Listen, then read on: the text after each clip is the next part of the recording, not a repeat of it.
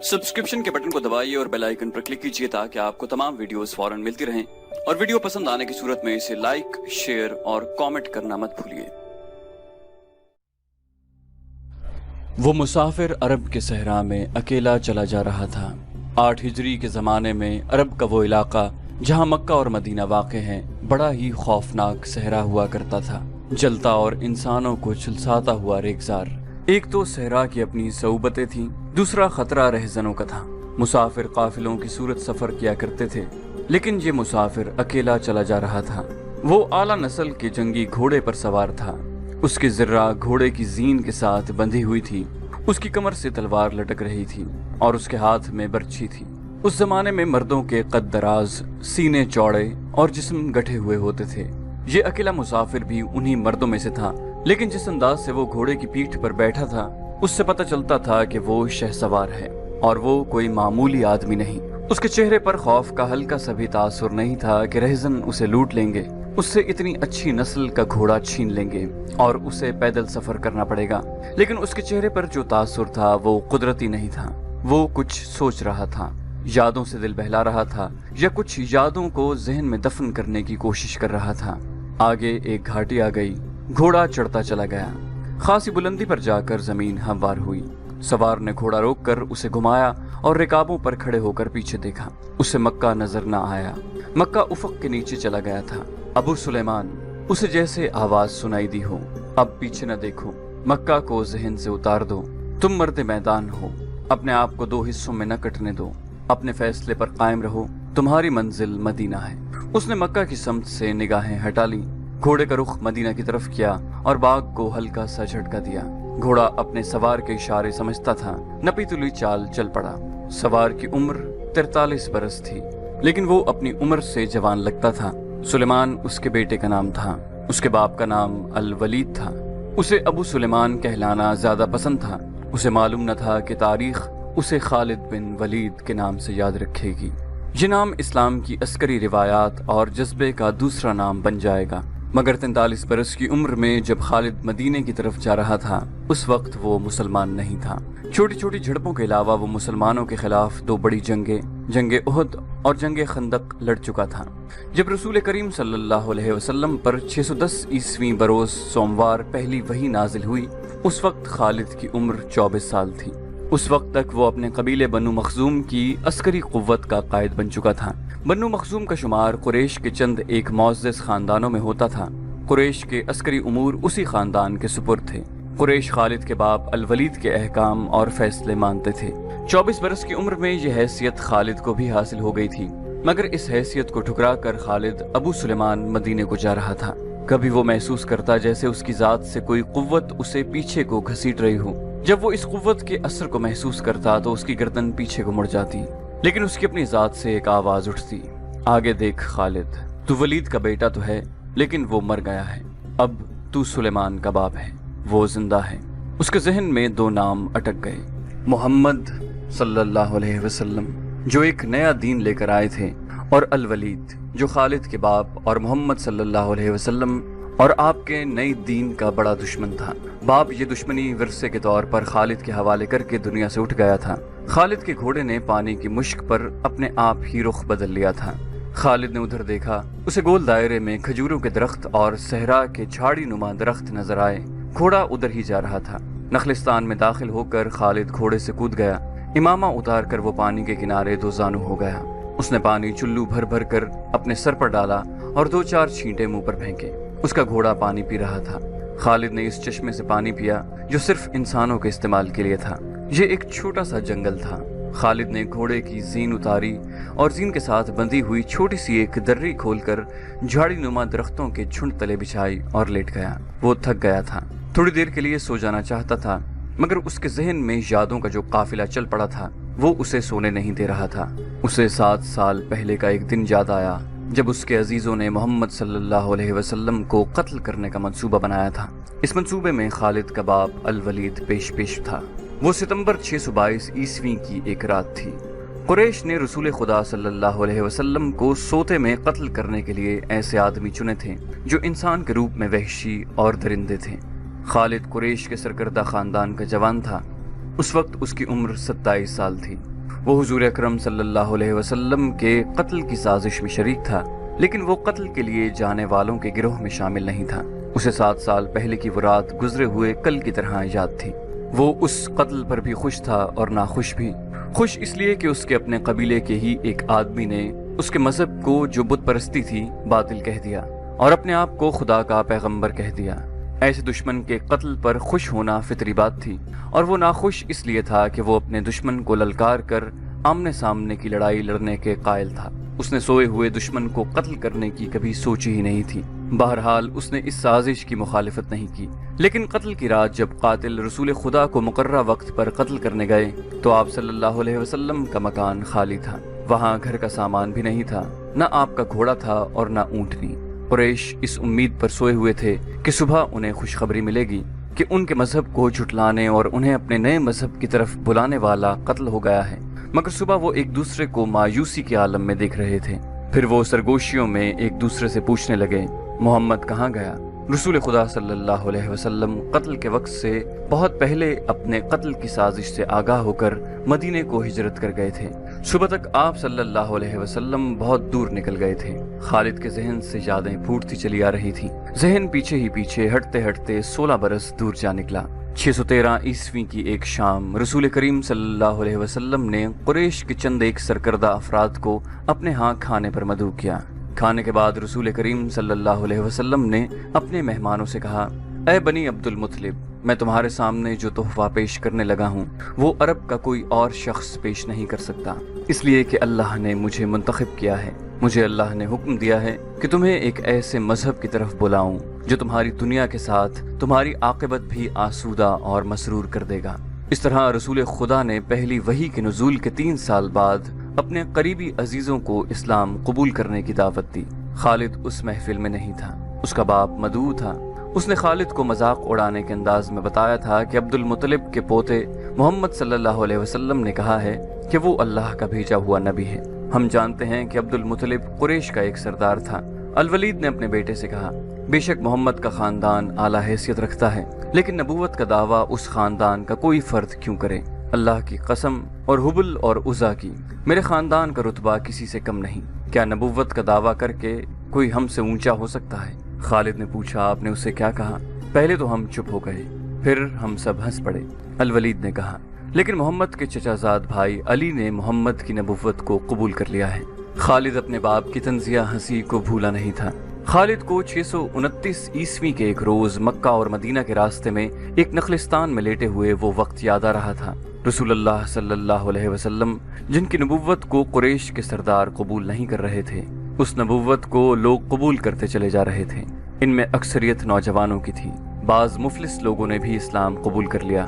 اس سے نبی کریم صلی اللہ علیہ وسلم کے حوصلے میں جان آ گئی اور آپ صلی اللہ علیہ وسلم نے اسلام کی تبلیغ تیز کر دی۔ آپ بت پرستی کے خلاف تھے۔ مسلمان ان 360 بتوں کے خلاف تھے جو کعبہ کے اندر اور باہر رکھے ہوئے تھے۔ طلوع اسلام سے پہلے عرب ایک خدا کو مانتے تھے اور پوجتے ان بتوں کو تھے۔ انہیں وہ دیویاں اور دیوتا کہتے اور انہیں اللہ کے بیٹے اور بیٹیاں مانتے تھے۔ وہ ہر بات میں اللہ کی قسم کھاتے تھے۔ قریش نے دیکھا کہ محمد صلی اللہ علیہ وآلہ وسلم کے جس دین کا انہوں نے مذاق اڑایا تھا وہ مقبول ہوتا جا رہا تھا، تو انہوں نے آپ صلی اللہ علیہ وسلم کی تبلیغی سرگرمیوں کے خلاف محاذ بنا لیا اور مسلمانوں کا جینا حرام کر دیا۔ خالد کو یاد آ رہا تھا کہ اس نے اللہ کے رسول صلی اللہ علیہ وسلم کو گلیوں اور بازاروں میں لوگوں کو اکٹھا کر کے انہیں اسلام قبول کرنے کی دعوت دیتے اور بتاتے دیکھا تھا کہ بت انہیں نہ فائدہ دے سکتے ہیں نہ نقصان۔ عبادت کے لائق صرف اللہ ہے جو وحدہ لا شریک ہے۔ رسول خدا صلی اللہ علیہ وسلم کی مخالفت کے قائد قریش کے 4 سردار تھے۔ ایک تو خالد کا باپ الولید تھا، دوسرا نبی کریم صلی اللہ علیہ وسلم کا اپنا چچا ابو لہب تھا، تیسرا ابو سفیان اور چوتھا ابو الحکم تھا جو خالد کا چچا زاد بھائی تھا۔ مسلمانوں پر سب سے زیادہ ظلم اور تشدد اسی شخص نے کیا تھا۔ وہ جہالت کی حد تک کینہ پرور اور مسلم کش تھا، اسی لیے مسلم اسے ابو جہل کہتے تھے۔ یہ نام اتنا عام ہوا کہ لوگ جیسے اس کا اصل نام بھول ہی گئے ہوں۔ تاریخ نے بھی اس پستہ قد، بھینگے اور لوہے کی طرح مضبوط آدمی کو ابو جہل کے نام سے ہی یاد رکھا ہے۔ خالد کو یہ یادیں پریشان کرنے لگیں، شاید شرمسار بھی۔ قریش کے لوگوں نے رسول خدا صلی اللہ علیہ وسلم کے گھر میں کئی بار غلاظت پھینکی تھی۔ جہاں کوئی مسلمان اسلام کی تبلیغ کر رہا ہوتا وہاں قریش کے آدمی جا پہنچتے اور ہلڑ مچاتے۔ بد اخلاق اور دھتکارے ہوئے آدمیوں کو رسول خدا صلی اللہ علیہ وسلم کو پریشان کرتے رہنے کے کام پر لگا دیا گیا تھا۔ خالد کو یہ اطمینان ضرور تھا کہ اس کے باپ نے محمد صلی اللہ علیہ وسلم کے خلاف ایسی کوئی گھٹیا حرکت نہیں کی تھی۔ وہ 2 مرتبہ قریش کے 3-4 سرداروں کو ساتھ لے کر رسول خدا کے چچا ابو طالب کے پاس یہ کہنے گیا تھا کہ وہ اپنے بھتیجے کو بتوں کی توہین اور نبوت کے دعوے سے روکے، ورنہ وہ کسی کے ہاتھوں قتل ہو جائے گا۔ ابو طالب نے ان لوگوں کو دونوں مرتبہ ٹال دیا۔ خالد کو اپنے باپ کی بہت بڑی قربانی یاد آئی۔ عمارہ خالد کا بھائی تھا۔ وہ خاص طور پر خوبصورت نوجوان تھا۔ وہ ذہین تھا اور اس میں بانک پن تھا۔ خالد کے باپ الولید نے اپنے اتنے خوبصورت بیٹے عمارہ کو قریش کے 2 سرداروں کے حوالے کیا اور انہیں کہا کہ اسے محمد کے چچا ابو طالب کے پاس لے جاؤ اور اس سے کہو کہ میرا بیٹا رکھ لو اور اس کے بدلے محمد صلی اللہ علیہ وسلم ہمیں دے دو۔ خالد اپنے باپ کے اس فیصلے پر کانپ اٹھا تھا، اور جب اس کا بھائی عمارہ دونوں سرداروں کے ساتھ چلا گیا تو خالد تنہائی میں جا کر رویا۔ سرداروں نے عمارہ کو رسول کریم کے چچا کے آگے کر کے کہا، ابو طالب، اسے تم جانتے ہو، یہ عمارہ بن الولید ہے۔ تم یہ بھی جانتے ہو کہ بنو ہاشم نے جس کے تم سردار ہو ابھی تک اس جیسا سجیلا اور عقل مند جوان پیدا نہیں کیا۔ یہ ہم ہمیشہ کے لیے تمہارے حوالے کرنے آئے ہیں۔ اسے اپنا بیٹا بنا کر رکھو، یہ تمام عمر تمہارا فرما بردار رہے گا، اور اگر اسے اپنا غلام بنا لو گے تو قسم ہے اللہ کی تم پر اپنی جان بھی قربان کر دے گا۔ مگر تم اسے میرے حوالے کیوں کر رہے ہو؟ ابو طالب نے پوچھا، کیا بنو مخزوم کی ماؤں نے اپنے بیٹوں کو نیلام کرنا شروع کر دیا ہے؟ کہو اس کی کتنی قیمت چاہتے ہو، اس کے عوض ہمیں اپنا بھتیجا محمد دے دو۔ قریش کے ایک سردار نے کہا، تمہارا یہ بھتیجا تمہاری رسوائی کا باعث بن گیا ہے۔ اس نے تمہارے آباء و اجداد کے مذہب کو رد کر کے نیا مذہب بنا لیا ہے۔ کیا تم دیکھ نہیں رہے کہ تم نے اس قبیلے میں آدمی کو آدمی کا دشمن بنا دیا ہے؟ تم میرے بھتیجے کو لے جا کر کیا کرو گے؟ قتل۔ قریش کے دوسرے سردار نے جواب دیا، ہم محمد کو قتل کریں گے، یہ بے انصافی نہیں ہوگی۔ تم دیکھ رہے ہو کہ ہم تمہارے بھتیجے کے بدلے تمہیں اپنا بیٹا دے رہے ہیں، یہ بہت بڑی بے انصافی ہوگی۔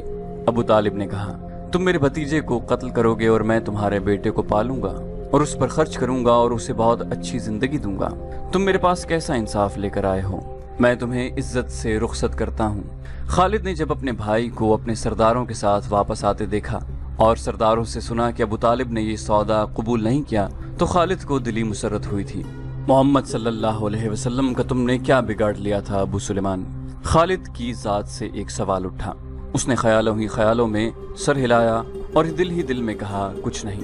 بے شک محمد صلی اللہ علیہ وسلم کا جسم طاقتور ہے، لیکن رکانہ بن عبد یزید جیسے پہلوان کو اٹھا کر پٹخنے کے لیے صرف جسمانی طاقت کافی نہیں۔ رکانہ بن عبد یزید رسول کریم صلی اللہ علیہ وسلم کا چچا تھا جس نے اسلام قبول نہیں کیا تھا۔ یہ عرب کا مانا ہوا پہلوان تھا۔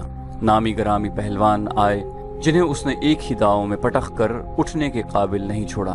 وہ وحشی انسان تھا، صرف لڑنا مارنا جانتا تھا۔ خالد کو وہ وقت یاد آنے لگا جب مسلمانوں کو دق کرنے والے 3-4 آدمیوں نے ایک دن رکانہ پہلوان کو خوب کھلایا پلایا اور اسے کہا تھا کہ تمہارا بھتیجا محمد صلی اللہ علیہ وسلم کسی کے ہاتھ نہیں آتا، نہ اپنی تبلیغ سے باز آتا ہے، نہ کسی سے ڈرتا ہے، اور لوگ اس کی باتوں کے جادو میں آتے چلے جا رہے ہیں۔ کیا تم اسے سیدھا نہیں کر سکتے؟ رکانہ نے اپنے چہرے پر مست بھینسے کا تاثر پیدا کر کے تکبر کے لہجے میں کہا تھا، کیا تم میرے ہاتھوں اس کی ہڈیاں توڑوانا چاہتے ہو؟ لاؤ اسے میرے مقابلے پر، لیکن وہ میرا نام سن کر مکہ سے بھاگ جائے گا۔ نہیں، میں اس کے ساتھ لڑنا اپنی توہین سمجھتا ہوں۔ اس نے اکسانے والے آدمیوں کی بات نہ مانی۔ وہ کسی پہلوان کو اپنے برابر سمجھتا ہی نہیں تھا۔ مسلمانوں کے دشمن خاموش ہو گئے تھے، لیکن سوچتے رہے کہ رسول خدا صلی اللہ علیہ وسلم کو رکانہ کے ہاتھوں گرا کر آپ صلی اللہ علیہ وسلم کا تماشا بنایا جائے۔ مکہ کے یہودی خاص طور پر رسول اکرم کے دشمن تھے، لیکن وہ کھل کر میدان میں نہیں آتے تھے۔ وہ خوش تھے کہ اہل قریش آپس میں بٹ کر ایک دوسرے کے دشمن ہو گئے ہیں۔ انہیں پتہ چل گیا کہ قریش کے کچھ آدمیوں نے رکانہ پہلوان کو اکسایا ہے کہ وہ رسول خدا کو کشتی کے لیے للکارے، لیکن وہ نہیں مان رہا تھا۔ ایک روز رکانہ رات کے وقت ایک گلی سے گزر رہا تھا کہ اس کے قریب سے ایک بڑی حسین اور جوان لڑکی گزری۔ چاندنی رات میں لڑکی نے رکانہ کو پہچان لیا اور مسکرائی۔ رکانہ وحشی تھا، وہ رک گیا اور لڑکی کا راستہ روک لیا۔ کیا تم جانتی ہو کہ عورت مرد کی طرف دیکھ کر مسکراتی ہے تو اس کا مطلب کیا ہوتا ہے؟ رکانہ پہلوان نے پوچھا۔ کون ہو تم؟ اس کا مطلب یہ ہوتا ہے کہ عورت اس مرد کو چاہتی ہے۔ اس جوان لڑکی نے جواب دیا، میں سبت بنت ارمن ہوں۔ اوہ، ارمن یہودی کی بیٹی، رکانہ نے کہا اور لڑکی کے کندھوں پر ہاتھ رکھ کر اسے اپنے قریب کر کے بولا، کیا میرا جسم تجھے اتنا اچھا لگتا ہے اور کیا میری طاقت؟ سبت نے پیچھے ہٹتے ہوئے کہا، تمہاری طاقت نے مجھے مایوس کر دیا ہے، تم اپنے بھتیجے سے ڈر گئے ہو۔ رکانہ نے گرج کر پوچھا، کون کہتا ہے؟ سب نے جواب دیا، سب کہتے ہیں۔ پہلے محمد کو گراؤ، میں اپنا جسم تمہیں انعام میں دوں گی۔ خدا کے بیٹوں اور بیٹیوں کی قسم، تیری بات پوری کر کے تیرے سامنے لاؤں گا۔ رکانہ نے کہا، لیکن تو نے غلط سنا ہے کہ میں محمد سے ڈرتا ہوں۔ بات یہ ہے کہ میں اپنے سے کمزور کے ساتھ لڑنا اپنی توہین سمجھتا ہوں، لیکن تیری بات پوری کروں گا۔ مشہور مورخ ابن حشام نے لکھا ہے کہ رسول کریم صلی اللہ علیہ وآلہ وسلم نے خود رکانہ پہلوان کو کشتی کے لیے للکارا تھا، لیکن دوسرے مورخ ابن الاسیر نے جو شہادت پیش کی ہے وہ صحیح ہے کہ رکانہ نے محمد صلی اللہ علیہ وسلم کو کشتی کے لیے للکارا اور اس نے کہا تھا، میرے بھائی کے بیٹے، تم بڑے دل اور بڑی جرت والے آدمی ہو۔ میں یہ بھی جانتا ہوں کہ تم جھوٹ بولنے سے نفرت کرتے ہو، لیکن مرد کی جرت اور صداقت کا پتہ اکھاڑے میں چلتا ہے۔ آؤ میرے مقابلے میں اکھاڑے میں اترو، اگر مجھے گرا لو تو میں تمہیں اللہ کا بھیجا ہوا نبی مان لوں گا، اللہ کی قسم تمہارا مذہب قبول کر لوں گا، لیکن یہ ایک بھتیجے اور چچا کی کشتی نہیں ہوگی۔ رسول خدا صلی اللہ علیہ وسلم نے رکانہ کی للکار کے جواب میں کہا، ایک بت پرست اور سچے دین کے ایک پیغمبر کی لڑائی ہوگی، تو ہار گیا تو اپنا وعدہ نہ بھولنا۔ مکہ میں یہ خبر صحرا کی آندھی کی طرح پھیل گئی کہ رکانہ پہلوان اور محمد صلی اللہ علیہ وسلم کی کشتی ہوگی اور جو ہار جائے گا وہ جیتنے والے کا مذہب قبول کر لے گا۔ قریش کا بچہ بچہ، مرد و زن اور یہودی ہجوم کر کے آ گئے۔ مسلمانوں کی تعداد بہت تھوڑی تھی، وہ تلواروں اور برچھیوں سے مسلح ہو کر آئے، کیونکہ انہیں خطرہ محسوس ہو رہا تھا کہ قریش کشتی کو بہانہ بنا کر رسول خدا صلی اللہ علیہ وسلم کو قتل کر دیں گے۔ عرب کا سب سے زیادہ طاقتور اور وحشی پہلوان رکانہ بن عبد یزید رسول کریم صلی اللہ علیہ وسلم کے مقابلے پر اترا۔ اس نے رسول خدا پر تنزیہ نظر ڈالی اور آپ صلی اللہ علیہ وسلم پر پھپتی کسی۔ آپ صلی اللہ علیہ وسلم مکمل خاموشی اور اطمینان سے رکانہ کی آنکھوں میں آنکھیں ڈال کر دیکھتے رہے کہ وہ بے خبری میں کچھ داؤ نہ کھیل جائے۔ رکانہ آپ کے ارد گرد یوں گھوما جیسے شیر اپنے شکار کے ارد گرد گھوم گیا ہو اور اب اسے کھا جائے گا۔ ہجوم رسول اکرم صلی اللہ علیہ وسلم کا مذاق اڑا رہا تھا۔ مسلمان خاموش تھے، وہ دل ہی دل میں اللہ کو یاد کر رہے تھے۔ انہوں نے اپنی تلوار کے دستوں پر ہاتھ رکھے ہوئے تھے، پھر نہ جانے کیا ہوا۔ رسول اکرم صلی اللہ علیہ وسلم نے کیا داؤ کھیلا۔ ابن الاسیر کہتا ہے کہ آپ صلی اللہ علیہ وسلم نے رکانہ کو اٹھا کر زمین پر پٹخ دیا۔ رکانہ زخمی شیر کی طرح اٹھا اور غرا کر آپ صلی اللہ علیہ وسلم پر حملہ آور ہوا۔ آپ صلی اللہ علیہ وسلم نے پھر وہی داؤ کھیلا اور اسے پٹخ دیا۔ وہ اٹھا تو آپ نے اسے تیسری بار پٹخا۔ بھاری بھرکم جسم 3 بار پٹخا گیا تو کشتی جاری رکھنے کے قابل نہ رہا۔ رکانہ سر جھکا کر اکھاڑے سے نکل گیا۔ ہجوم پر سناٹا طاری ہو گیا اور مسلمان ننگی تلواریں اور برچھیاں ہوا میں لہرا لہرا اور اچھال اچھال کر نعرے لگا رہے تھے۔ رسول اللہ صلی اللہ علیہ وسلم نے للکار کر کہا، چچا رکانہ، اپنا وعدہ پورا کر اور یہی اعلان کر کہ آج سے تو مسلمان ہے۔ رکانہ نے قبول اسلام سے صاف انکار کر دیا تھا۔ خالد نے نخلستان میں لیٹے لیٹے اپنے آپ سے کہا، یہ طاقت جسمانی نہیں تھی۔ رکانہ کو یوں 3 بار پٹخنا تو دور کی بات ہے، اسے کوئی پچھاڑ بھی نہیں سکتا تھا۔ رسول اکرم صلی اللہ علیہ وسلم کا تصور خالد کے ذہن میں نکھر آیا۔ وہ آپ صلی اللہ علیہ وسلم کو اچھی طرح سے جانتا تھا، لیکن اب وہ محسوس کر رہا تھا جیسے وہ محمد صلی اللہ علیہ وسلم کوئی اور تھے جنہیں وہ بچپن سے جانتا تھا۔ اس کے بعد آپ صلی اللہ علیہ وسلم نے جو رخ اختیار کیا تھا اس میں خالد آپ صلی اللہ علیہ وسلم کو نہیں پہچانتا تھا۔ نبوت کے دعوے کے بعد خالد کی آپ صلی اللہ علیہ وسلم کے ساتھ بول چال بند ہو گئی تھی۔ وہ آپ کے ساتھ 2 ہاتھ کرنا چاہتا تھا، لیکن وہ رکانہ کی طرح پہلوان نہیں تھا۔